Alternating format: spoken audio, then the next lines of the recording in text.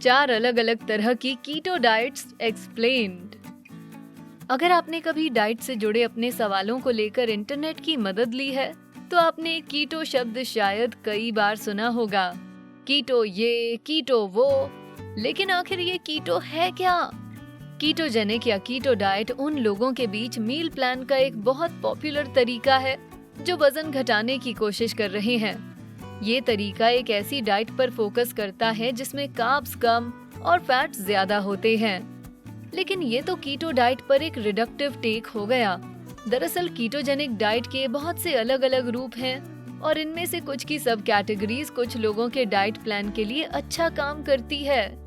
Health.com की registered dietitian Jully अपटन के अनुसार आप कीटो डाइट की कोर फिलॉसफी को 4 मुख्य वेरिएशंस में बांट सकते हैं और आज हम इन 4 वेरिएशंस के बारे में और डिटेल में जानेंगे। लेकिन शुरुआत करने से पहले बेस्टी को सब्सक्राइब करें और नोटिफिकेशन बेल को दबाएं ताकि आप हमारे डेली वीडियोस और कंटेंट से अप टू डेट रह सकें। पहला, standard ketogenic diet. Standard ketogenic diet या SKD को उन लोगों के लिए एक तरह का बेसिक एंट्री पॉइंट माना जा सकता है जो कीटो की इस भेड़ चाल में शामिल होना चाहते हैं। इस डाइट प्लान में लगभग 75% फैट, 15 से 20% प्रोटीन और 5 से 10% कार्बोहाइड्रेट्स का मैक्रोन्यूट्रिएंट रेशियो होता है। आसान शब्दों में कहें तो स्टैंडर्ड कीटो में आपको लगभग 150 ग्राम फैट रोजाना मिलता है ताकि आप अपने मेटाबॉलिज्म को शिफ्ट करके फ्यूल सोर्स के रूप में फैट को जलाने पर फोकस कर सकें। इस प्रोसेस को कीटोसिस कहते हैं और जैसे कि नाम से पता चलता है, कीटोजेनिक डाइट से घटने वाले वजन की मुख्य वजह कीटोसिस होती है। अब बात आती है कि ये फैट कहाँ से मिलता है। तो एक फैट रिच कीटो डाइट के प्रमुख सोर्सेज होते हैं olive oil, butter, fatty fish और यहाँ तक कि एवोकाडोस जैसे कुछ तरह के फल भी। स्टैंडर्ड कीटो डाइट में फैट इंटेक बढ़ाते वक्त आपको अपने कार्ब्स का डेली इंटेक काफी कम करना पड़ता है। इतना कि इस डाइट में आप रोजाना ज्यादा से ज्यादा केवल 50 ग्राम कार्ब्स खा सकते हैं। इसका मतलब अनाज, स्टार्च वाली सब्जियां, प्रोसेस्ड फूड्स और अतिरिक्त चीनी वाली कोई भी चीज खाना बंद करना है। इसकी बजाय इस डाइट में हरी पत्तेदार सब्जियां, कम स्टार्च वाली सब्जियां और बेरीज जैसे लो कार्ब फल खाए जाते हैं। और आखिर में एक स्टैंडर्ड कीटो डाइट में रोजाना का प्रोटीन इंटेक लगभग 90 ग्राम होना चाहिए। अपटन के सुझाव के अनुसार इसे आप बांटकर हर मील के साथ कम से कम 30 ग्राम प्रोटीन लेने की कोशिश कर सकते हैं। इसका मतलब ये है कि आपका लक्ष्य रोजाना लगभग 100 ग्राम मांस या मछली खाना होना चाहिए और शाकाहारी या वीगन लोग भी इसी के इक्विवेलेंट को खा सकते हैं। तो कुल मिलाकर स्टैंडर्ड कीटो डाइट में फैट ज्यादा और कार्ब्स कम होते हैं और इसी की नींव पर एक संतुलित मील प्लान बनाना चाहिए। दूसरा, टारगेटेड कीटो डाइट। हालांकि कीटो डाइट का उद्देश्य होता है कार्ब्स के डेली इंटेक को कम करना, लेकिन इसके कुछ वेरिएशंस आपको थोड़ी छूट देते हैं। टारगेटेड कीटो डाइट एक ऐसा वेरिएशन है जो एथलीट्स और ऐसे लोगों के बीच पॉपुलर है जो शारीरिक तौर पर बेहद एक्टिव रहते हैं। इसलिए उनके लिए कुछ एडजस्टमेंट्स किए जाते हैं क्योंकि उन्हें रोजाना की डाइट में ज्यादा कार्ब्स की जरूरत पड़ती है। जो लोग टारगेटेड कीटो डाइट करते हैं वो वर्कआउट करने से तुरंत पहले और तुरंत बाद में अतिरिक्त 20 से 30 ग्राम कार्बोहाइड्रेट्स कंज्यूम करते हैं। इन अतिरिक्त कार्ब्स से वो न केवल ज्यादा इंटेंसिटी की एक्सरसाइज कर पाते हैं, बल्कि इससे उन्हें वर्कआउट से जल्दी रिकवर होने में भी मदद मिलती है। ये अतिरिक्त कार्ब्स तुरंत बर्न हो जाते हैं, इसलिए वो शरीर में फैट के रूप में जमा नहीं होते और इस डाइट से होने वाली वजन घटाने की प्रोसेस में रुकावट नहीं बनते। पोषक तत्वों के आधार पर अगर बांटा जाए तो टारगेटेड कीटो डाइट के मील प्लान में 65 से 70% फैट, 20% प्रोटीन और 10 से 15% कार्ब्स होते हैं। तीसरा, cyclical keto diet.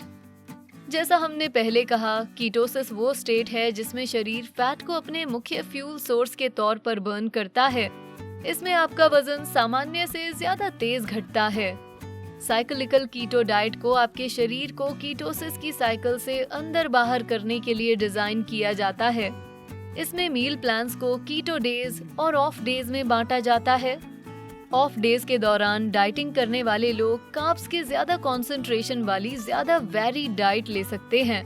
Cyclical keto diet करने वाले कुछ लोग हर हफ्ते में 2 दिन ऑफ करने की कोशिश करते हैं, जबकि बाकी लोग अपने नॉन कीटो दिनों को खास मौके जैसे जन्मदिन और छुट्टियों के लिए बचा कर रखते हैं। चाहे जो हो, जरूरी नहीं है कि कीटो चीट डे का मतलब है आप जितना चाहें उतना प्रोसेस्ड जंक फूड खा सकते हैं।